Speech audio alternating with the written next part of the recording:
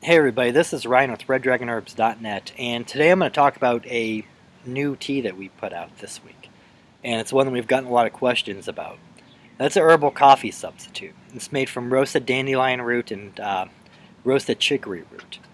And when these things are brewed up together, it comes out with a cup of tea that, looks a lot like coffee and tastes close enough to it, really. Now, why would people want to substitute something else for coffee? For one, maybe some people want to cut down on their caffeine consumption. And with this, you can either, well, drink it straight and get the somewhat of the sensation of drinking coffee without the caffeine. Or sometimes people will mix coffee and the chicory coffee together and get something like a half and half. So, you're reducing your caffeine. I've also seen heard of people that will gradually shift, like, maybe they might do like 3/4 coffee and 1/4 chicory root for a few days, and then half, then 1/4 coffee, 3/4 chicory root to wean themselves off coffee. If they made the decision to stop drinking coffee, I'm a fan of both coffee and tea. That's not something I'm really interested in, is giving up coffee. But the other reason why people would drink chicory root for coffee is during lean times, that's about as close as you can get. So I didn't just come up with this recipe out of nowhere. There's a historical precedent for it. And I think the first time that I know of where people used chicory root as a substitute for coffee was during the early 19th century, when Napoleon self-imposed, I guess, a blockade on the European continent to basically cut off British trade. And that caused, it didn't completely shut off the flow of coffee into the continent, because there were always smugglers, there always are, but it drastically reduced the amount of coffee on the continent. And people really like coffee, and it raised the price of coffee and made coffee more scarce and thus more expensive. But one thing that they did have in abundance, in France particularly, is chicory root. Sometimes people would eat it, but it's not very good just to eat on itself. So it's mainly a fodder crop for animals. But they figured out that if you roast it and brewed it up like you would coffee or tea, comes out pretty damn close to coffee, especially in a pinch. And if you've ever read any post-apocalyptic novels or whatever, you've probably come across chicory coffee in that too, because in a situation where there wouldn't be global trade necessarily. I'm thinking, like, I think 1 Second After, a World Made by Hand, which is one of my favorite book series, by the way. People couldn't get coffee, so they went to dandelion root, chicory root, or whatever to make up for it.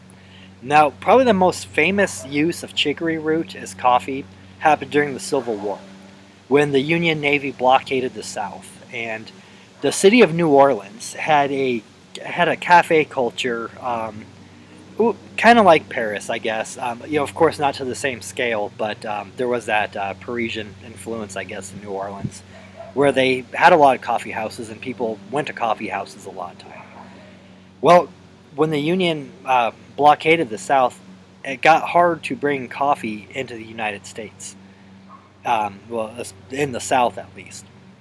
And coffee wasn't something that we could really do coffee wasn't something we could really do domestically.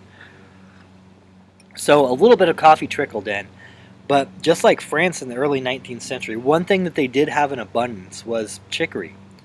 And they could find it just out in the countryside, and people did, and roasted it, and it became a staple in the coffee houses of New Orleans. You can, if you paid a lot of money, maybe you can get coffee.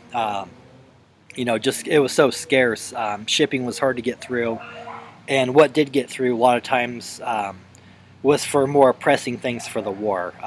Guns, munitions, special equipment that they couldn't really manufacture right there. Meat, so forth, canned meat or whatever.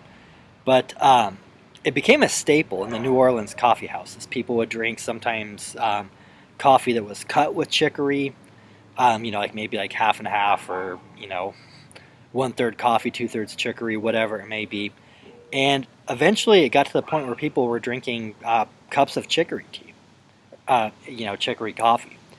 And to this date, it's still a thing in New Orleans. A lot of the famous coffee houses down there will use a blend of chicory and coffee, and you can also get just chicory down there. It's kind of become a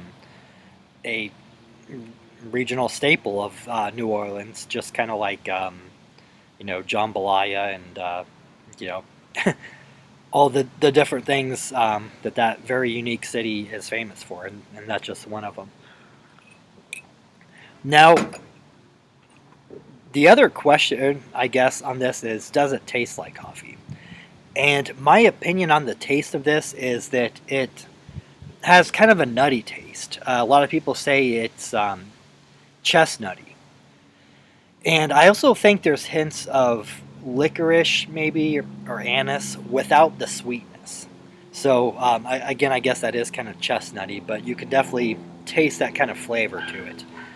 I would say that it doesn't have the same depth of flavor as coffee does. If you have a cup of this and then a cup of coffee and taste them side to side, the coffee just has more flavor to it, I guess, and a better flavor, I guess. But they both kind of have like the bitter sensation, and the taste of the chicory root and dandelion mix it has a flavor profile that I think you would find in coffee, if that makes sense.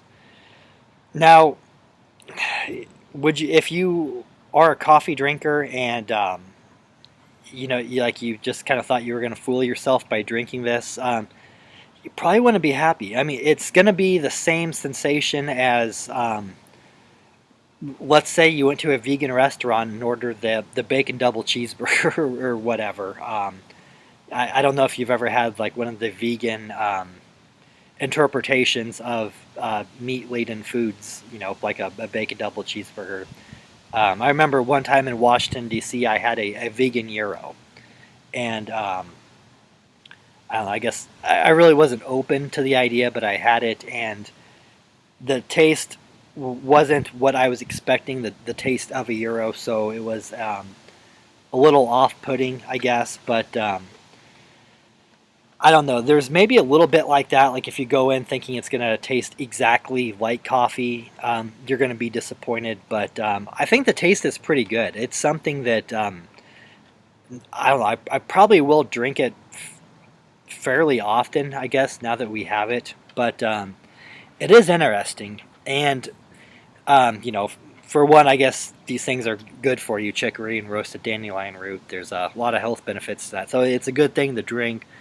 But it's kind of an interesting one too, especially if you put the historical context in there, and just kind of appreciate sometimes how people have had to make do with a lot less in rough situations. I've heard stories from grandmothers and so forth that grew up during the Depression. That's one thing that they would do because coffee was so expensive, so hard to afford, but chicory was all over the place, and they were able to either make chicory tea basically for coffee, or take what little coffee they had and make it go a little bit further by adding chicory. So yeah, if you like coffee, I encourage you to check this out, just because it is kind of a cool thing, and who knows, you might like it. I think the taste is good on its own. It does have a nice flavor, I would say. It just probably gets overshadowed by coffee, which I think, and pretty much everybody else thinks, has a nicer flavor than it. So let's be honest with each other here. I'm coming to you saying that I've got this root as a substitute for coffee. I'm not saying, hey, I've got these beans that kind of taste like chicory root. Try these. So coffee is a little bit better, but this is an interesting beverage. With the history behind it, it's good for you, and it tastes good. It really does. I think it's something that I'll be drinking more of. Well, I'm going to leave it there. If you have any questions, hit me up. info@reddragonherbs.net, or comment here, I guess, or You know how to get a hold of me. I'll talk to you later. Thanks for watching.